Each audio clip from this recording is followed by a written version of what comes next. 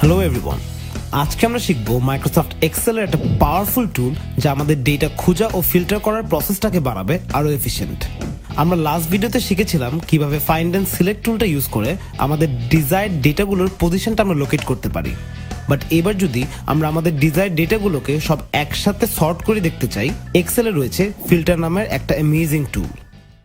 আমরা account manager কলামটায় এবার যদি জাস্ট মাহমুদ সৌরভের ট্রানজ্যাকশনগুলো দেখতে চাই, ইন দ্যাট কেস আমরা সিম্পলি সিলেক্ট করব মাহমুদ সৌরভ লেখা একটা সেল অ্যান্ড মাউসের রাইট বাটনটা ক্লিক করে এবার কনটেক্সট মেনুতে দেখতে পাচ্ছি একটা অপশন কল্ড ফিল্টার। এবার ফিল্টার বাই সেলস ভ্যালু অপশনটা প্রেস করলে দেখো আমাদের সামনে এখন শুধু সৌরভের ট্রানজ্যাকশনগুলো ভিজিবল। অ্যামেজিং। আনডু প্রেস করলেই আমাদের ফিল্টারটা এখন ডিলিটেড অ্যান্ড ডেটা সেটটা আবার রিস্টোরড। এরকম সিম্পল ফিল্টারিং এর জন্য রাইট ক্লিক করে ফিল্টার অ্যাক্সেস করাটা is okay.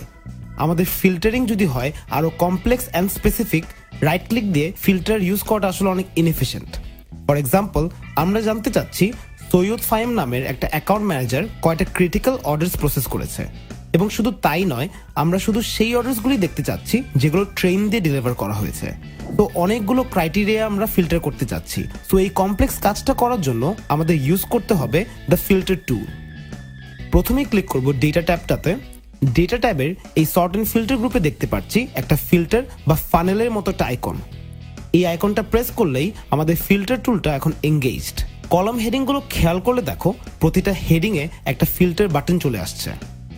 Account manager কলামটার filter বাটনের প্রেস করলে দেখো সব অ্যাকাউন্ট ম্যানেজারদের নাম এখন সিলেক্টেড। তো আমরা সিলেক্ট অল বাটনটা আনসিলেক্ট করে নিব এবং নিচে স্ক্রল করে দেখতে পাচ্ছি সৈয়দ ফাহিমের নাম। এই নামটা এবার সিলেক্ট করে ওকে প্রেস করলেই আমরা এখন দেখতে পাচ্ছি শুধু সৈয়দ ফাহিমের ট্রানজ্যাকশনস।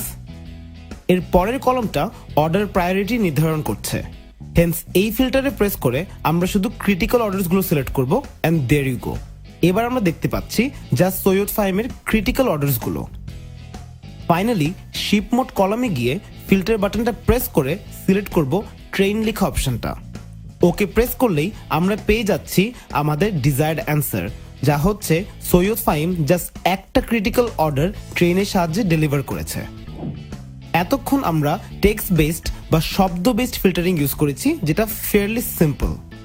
এবার যদি একেবারে ডানে যাই, এই ডেটা সেট আমরা দেখতে পাচ্ছি একটা টোটাল কলাম। এই কলামে রয়েছে ভিন্ন সব নাম্বারস যা আমরা নর্মালি ফিল্টার করতে পারবো না। ফর এক্সাম্পল, আমরা যদি এই ফিল্টার আইকনটা প্রেস করি, এক্সেল সব ডিফারেন্ট নাম্বারসগুলো সিলেক্ট করে রেখেছে অ্যান্ড ইন্ডিভিজুয়ালি নাম্বার সিলেক্ট বা আনসিলেক্ট করা কিন্তু ফিজিবলি না।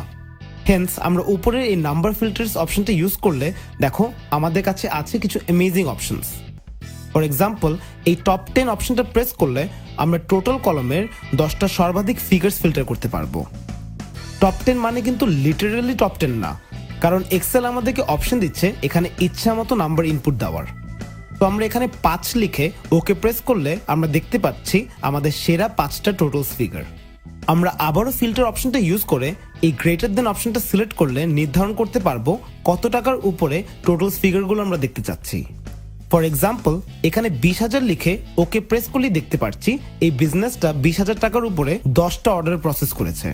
তো বুঝতেই পারছো ফিল্টার টুলস ইউজ করে কত স্পেসিফিক ও ন্যারো করতে পারবো আমাদের ডেটা খোঁজা ও সর্ট করার এন্টায়ার প্রসেসটা।